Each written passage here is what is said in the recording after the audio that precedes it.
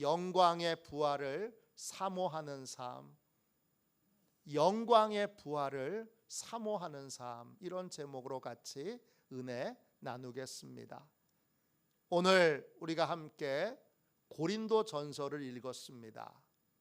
고린도 전서는 바울과 소스데네라고 하는 분이 고린도에 있는 교회에 보낸 편지입니다. 소스데네는 고린도 지역에 있는 기독교 회당의 회당장이었습니다. 두 사람이 고린도 전서를 쓴 이유는 세 가지입니다. 첫 번째, 고린도 교회에 분쟁이 있었습니다. 저마다 성도들이 따르는 지도자들이 달랐습니다. 그 지도자들, 추종하는, 따르는 지도자들이 다름으로 파벌이 생겼고, 그 파벌이 분쟁을 일으키게 됐습니다. 고린도전서 1장부터 4장까지는 고린도 교회에 일어난 분쟁에 대하여 그 분쟁을 해결하기 위한 하나님의 말씀을 두 사람이 전합니다. 그 다음 고린도 교회에 음행 사건이 일어났습니다. 아버지가 돌아가셨는데 그 아버지가 결혼하셨던 새어머니와 아들 사이에 음행을 저지르게 됐습니다. 이걸 교회가 자체적으로 해결하지 못하고 사회법정으로 소송을 벌이게 됩니다. 이 문제를 해결하기 위한 말씀이 5장과 6장의 말씀입니다. 그리고 마지막 세 번째로 7장부터 16장까지는 고린도 교회 성도들이 신앙생활을 하면서 궁금한 것들이 있습니다. 그 궁금한 것들을 주제별로 한 장씩 바울이 대답해주는 그러한 내용으로 이 고린도 전서가 이루어져 있습니다. 오늘 그 중에 15장을 읽었습니다. 고린도 전서 15장은 고린도 교회 성도들이 제일 궁금해하는 부활에 대하여 바울의 답변이 담겨 있습니다. 그래서 고린도전서 15장은 부활에 대해서만 말씀을 나누기에 부활장이라고 부릅니다. 고린도전서 15장은 역시 세 가지 부분으로 나눠집니다. 15장 1절부터 11절까지는 예수님의 부활이 역사적인 사실이고 많은 증인들이 있다는 걸 소개합니다. 고린도전서 15장 12절부터 34절까지는 예수님의 부활이 예수님 혼자만의 부활이 아니라 장차 모든 인간들이 부활하게 될 것을 우리에게 알려줍니다. 예수님의 부활처럼 우리도 부활하게 되는데 다 같은 부활이 아니라 부활에는 두 가지 종류의 부활이 있습니다. 하나는 예수 믿는 자의 부활이 있고 예수 믿지 않는 자의 부활이 있습니다. 예수 믿는 자의 부활을 영광의 부활이라고 부르고 또 예수 믿지 않는 자의 부활을 심판의 부활이라고 부릅니다. 부활도 순서가 있습니다. 고린도전서 15장 23절 24절입니다. 그러나 각각 자기 차례대로 되리니 먼저는 첫 열매인 그리스도요 다음에는 그가 강림하실 때에 그리스도에게 속한 자요 그 후에는 마지막이니 그가 모든 통치와 모든 권세와 능력을 멸하시고 나라를 아버지 하나님께 바칠 때라. 부활에 분명한 순서가 있습니다. 제일 먼저 예수님이 부활하셨고 그 다음에 예수 믿는 사람들의 부활이 있습니다. 이걸 영광의 부활, 의의 부활, 더 좋은 부활 이렇게 부릅니다. 왜 영광의 부활입니까? 천국에서 부활하여 천국에서 영원히 하나님의 자녀로 사는 영광을 누리게 되기 때문입니다. 그 다음 마지막으로 믿지 않는 자들의 부활이 있습니다. 그 부활을 심판의 부활이라고 부릅니다. 왜 심판의 부활입니까? 죄의 문제를 해결받지 못했기에, 죄 사함을 받지 못했기에 영원히 꺼지지 않는 지옥에서 영원히 자기 죄에 대한 벌을 받아야 하기 때문입니다. 마지막으로 고린도전서 15장 35절부터 58절까지는 우리가 부활하게 되는데 도대체 부활하게 되는 몸, 부활의 몸은 구체적으로 어떤 것인가, 이거를 우리에게 알려주고 있습니다. 오늘 우리가 이 말씀을 함께 읽었습니다. 부활의 몸에 대한 말씀은 질문으로부터 시작됩니다. 15장 35절 보세요. 누가 묻기를 죽은 자들이 어떻게 다시 살아나며 어떠한 몸으로 오느냐 하리니, 어떤 분이 바울에게 물었습니다. 죽은 자가 부활하게 되면 어떤 몸으로 부활하게 됩니까? 바울은 부활의 몸을 농사에 비유해서 설명합니다. 고린도전서 15장 35절부터 36절부터 38절까지입니다. 36절입니다. 어리석은 자여, 내가 뿌리는 씨가 죽지 않으면 살아나지 못하겠고, 또 내가 뿌리는 것은 장래의 형체를 뿌리는 것이 아니요 다만 밀이나 다른 것의 알맹이로되, 하나님이 그 뜻대로 그에게 형체를 주시되 각 종자에게 그 형체를 주시느니라. 부활의 몸에 대한 질문을 하는 사람을 바울은 어리석은 자라고 부릅니다. 어리석다, 헬라어로 아파론입니다. 뜻은 충분히 이해를 못했다, 이런 뜻입니다.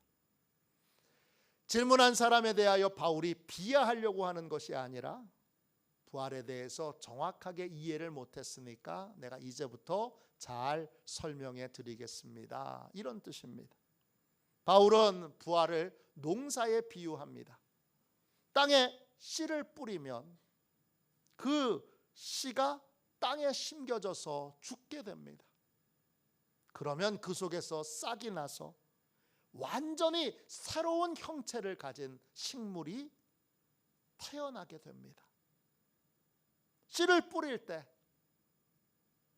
어떤 형체로 나올지 알 수 없습니다. 씨는 그냥 씨일 뿐인데 그 씨가 땅에서 죽으면 하나님께서 그 씨에서 완전히 새로운 몸을 만들어 주십니다. 씨가 죽을 때 완전히 새로운 형태의 몸을 주십니다. 씨를 심을 때는 그 형상과 그 모양을 알 수가 없습니다. 부활도 이와 같습니다.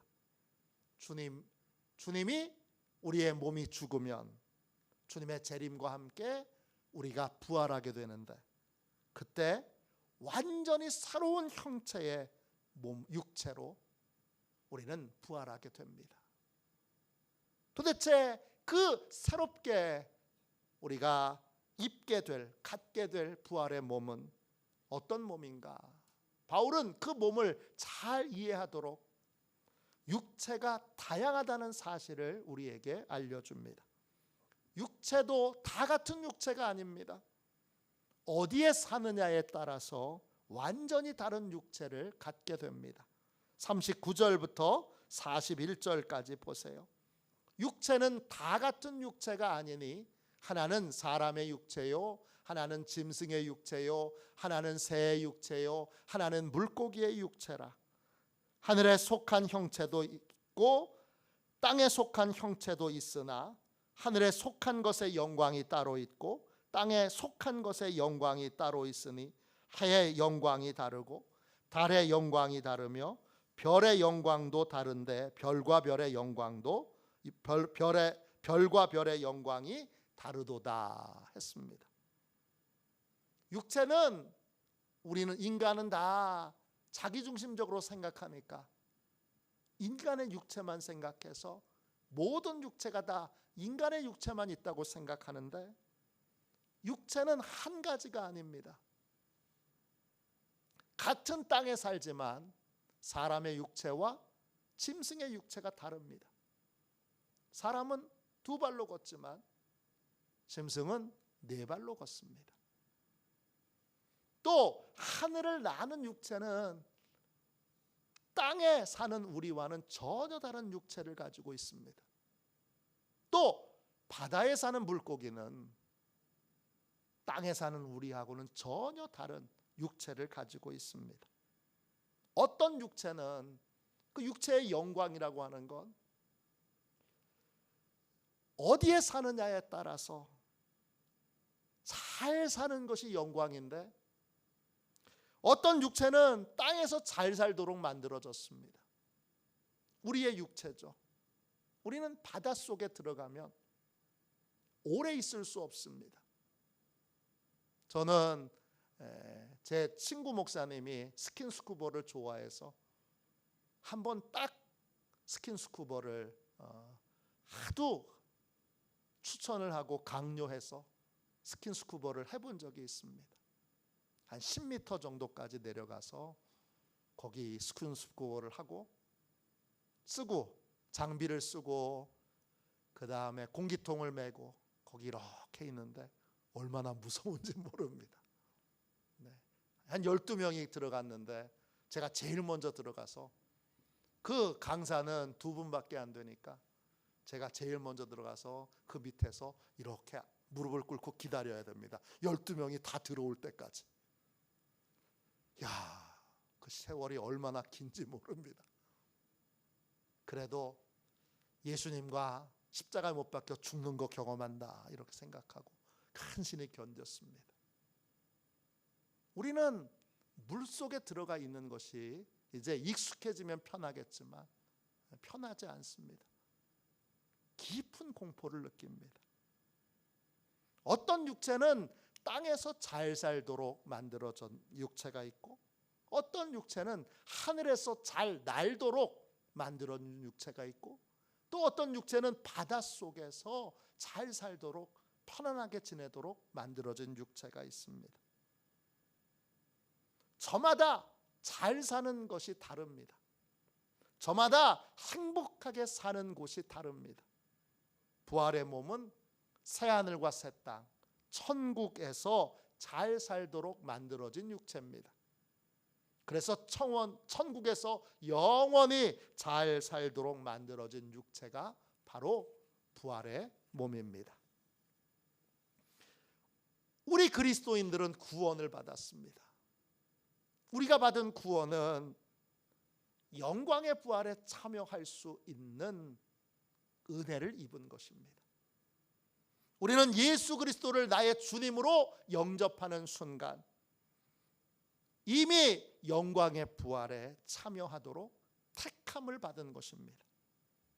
우리는 영광의 부활이 예비되어 있는 사람들입니다.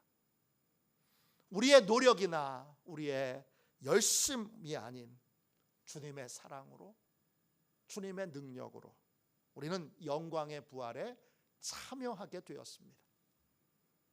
영광의 부활이 예비된 사람은 이 땅에서 어떻게 삶을 살아야 할까요? 2가지의 믿음의 삶을 살아야 합니다. 첫 번째, 그리스도를 믿는 믿음의 소중함을 알고 그리스도를 믿는 믿음을 소중히 여기는 삶을 살아야 합니다. 또 그런 삶을 살게 됩니다. 오늘 고린도전서 15장 23절 24절을 다시 보겠습니다. 그러나 각각 자기 차례대로 되리니 먼저는 첫 열매인 그리스도요, 다음에는 그가 강림하실 때에 그리스도에게 속한 자요, 그 후에는 마지막이니 그가 모든 통치와 모든 권세와 능력을 멸하시고 나라를 아버지 하나님께 바칠 때라. 그리스도에게 속한 사람은 영광의 부활이 예비되어 있습니다. 구원받은 사람은 예비되어진 영광의 부활을 바라봐야 합니다. 아파트 당첨되신 분이 아파트가 지어지는 걸 계속 봅니다. 이제 몇 달 후면 내가 저 아파트 들어가는데 바라봅니다. 그러면 지금 사는 것에 좀 불편한 거, 지금 사는 것에 좀 힘든 거 아무 문제도 아닙니다. 우리에게는 예비된 영광의 부활이 있습니다.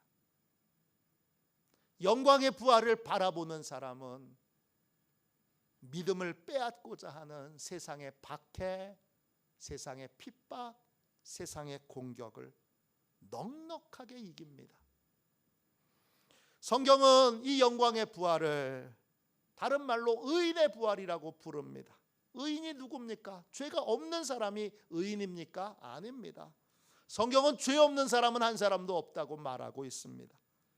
그러면 의인은 누굽니까? 죄 없는 사람이 아니라 십자가의 은혜로 죄 사함 받은 사람입니다.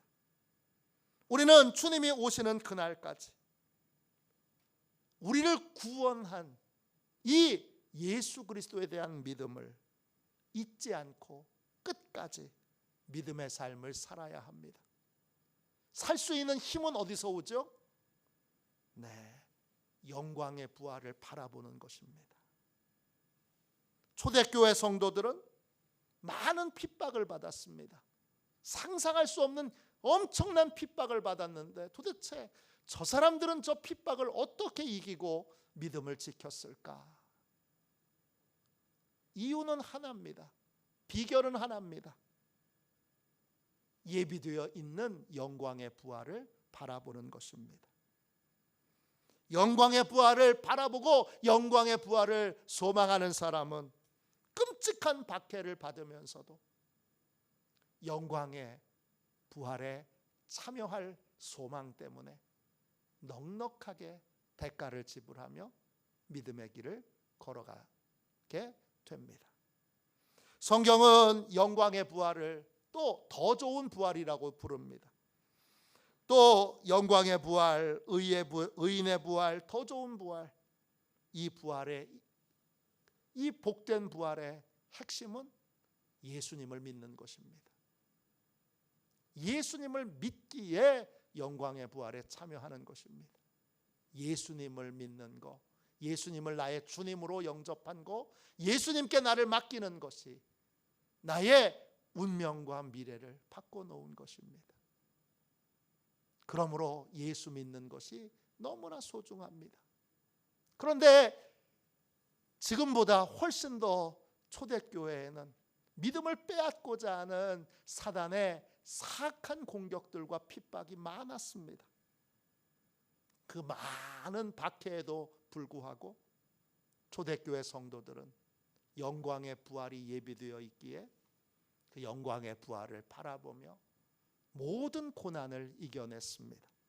히브리서 11장 35절부터 38절까지는 그들이 어떤 고난을 이겨냈는지를 소개합니다.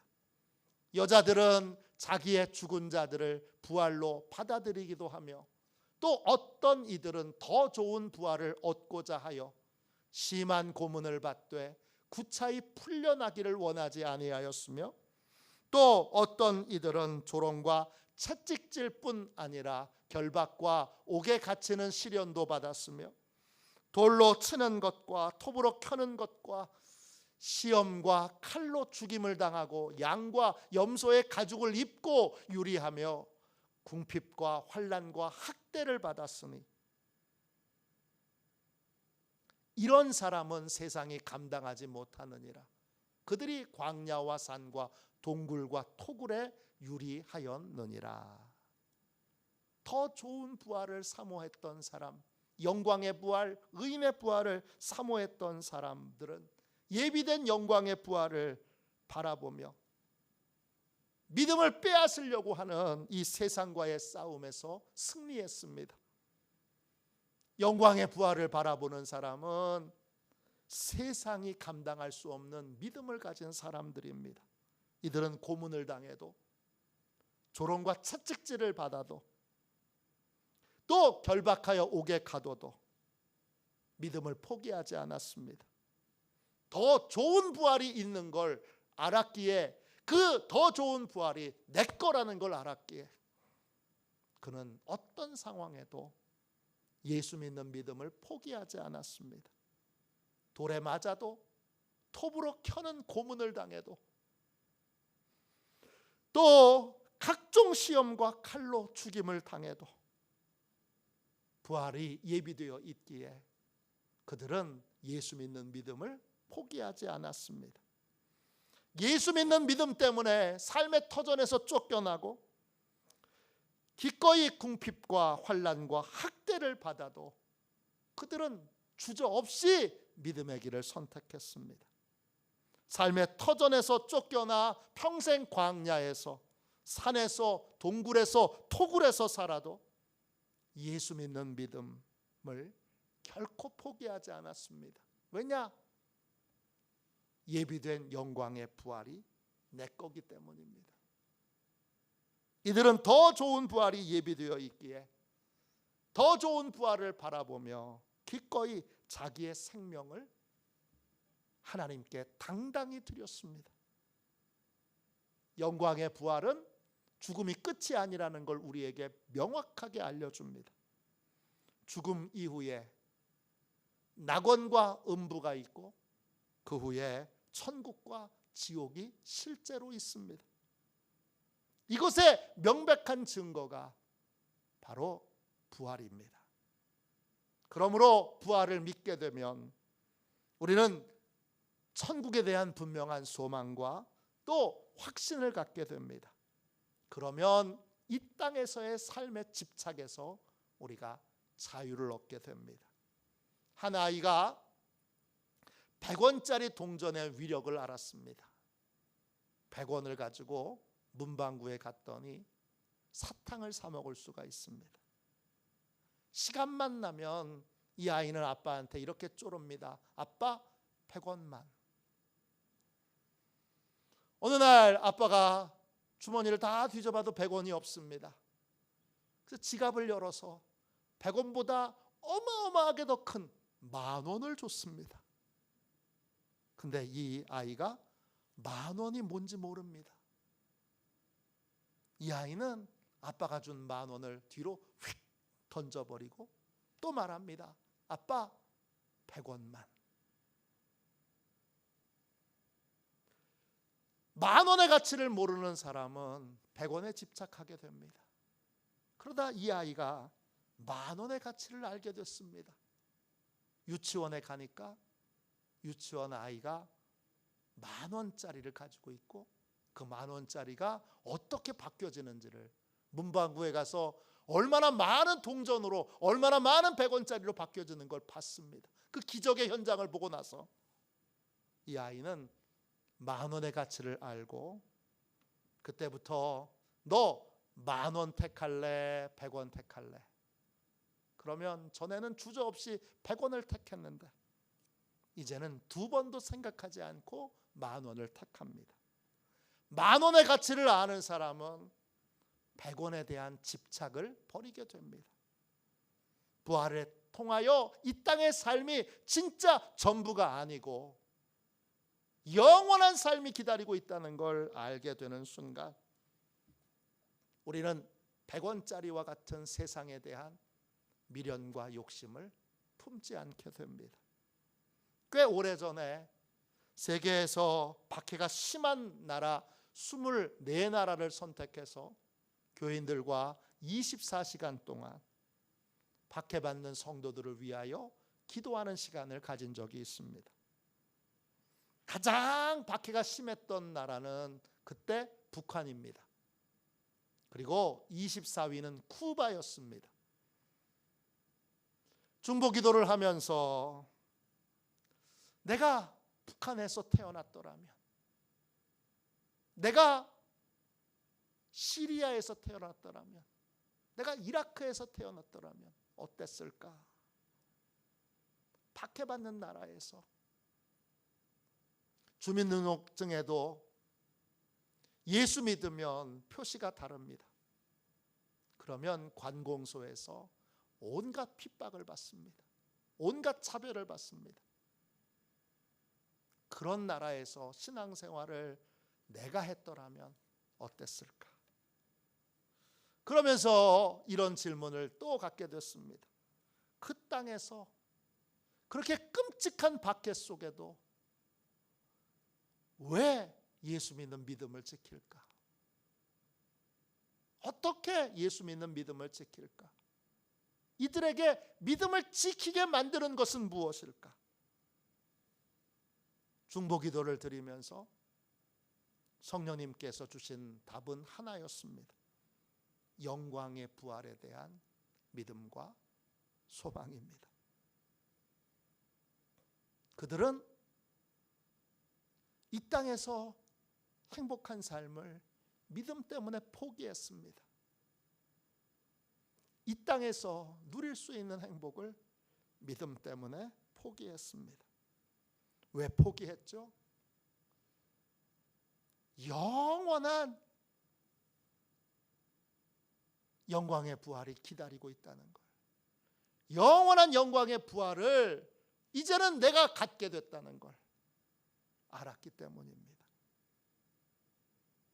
바꿔서 얘기해 봅시다. 우리가 오늘날 100원짜리 세상에 유혹에 흔들리며 믿음을 잃어버린 이유는 뭡니까? 우리가 믿음이 이렇게 약해진 이유는 뭡니까? 영광의 부활에 대한 믿음과 소망을 잃어버렸기 때문입니다.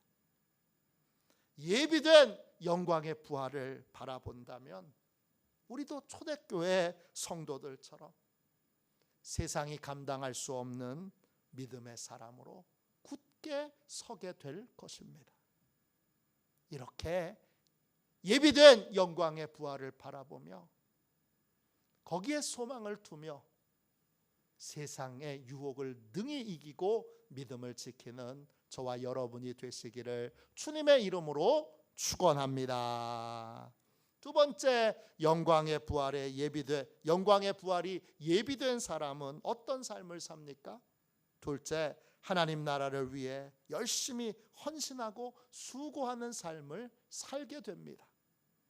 고린도전서 15장 42절부터 44절입니다. 죽은 자의 부활도 그와 같으니 썩을 것으로 심고 썩지 아니할 것으로 다시 살아나며 욕된 것으로 심고 영광스러운 것으로 다시 살아나며 약한 것으로 심고 강한 것으로 다시 살아나며 육의 몸으로 심고 신령한 몸으로 다시 살아나나니 육의 몸이 있은즉 또 영의 몸도 있느니라.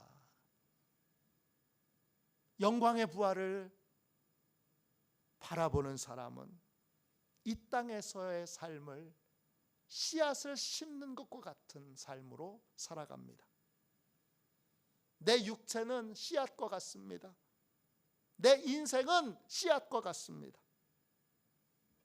그걸 하나님 나라를 위해 하나님의 밭에 심습니다. 지금 내 육체는 썩을 것입니다. 욕된 것입니다. 약한 것입니다.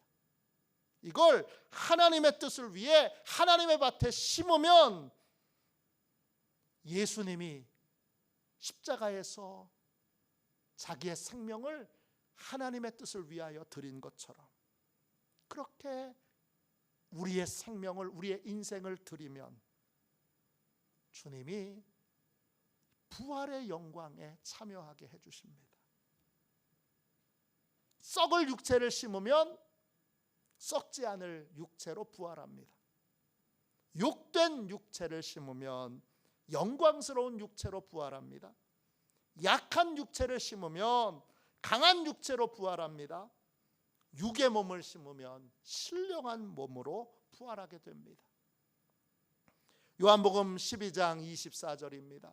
내가 진실로 진실로 너희에게 이르노니 한 알의 밀이 땅에 떨어져 죽지 아니하면 한 알 그대로 있고 죽으면 많은 열매를 맺느니라.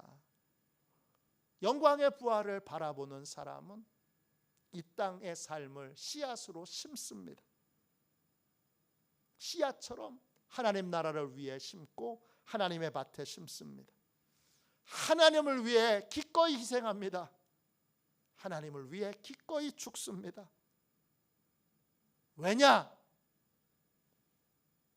영광의 부활을 이미 상속받았기 때문입니다. 사도 바울은 고린도서 15장 이 부활장을 마무리하면서 이런 권면을 줍니다. 고린도전서 15장 57절 58절입니다. 우리 주 예수 그리스도로 말미암아 우리에게 승리를 주시는 하나님께 감사하노니 그러므로 내 사랑하는 형제들아 견실하며 흔들리지 말고 항상 주의 일에 더욱 힘쓰는 자들이 되라. 이는 너희 수고가 주 안에서 헛되지 않은 줄 알미라. 영광의 부활을 바라보는 사람은 항상 같은 마음, 같은 자세로 하나님의 뜻이 이루어지도록 자기를 드립니다.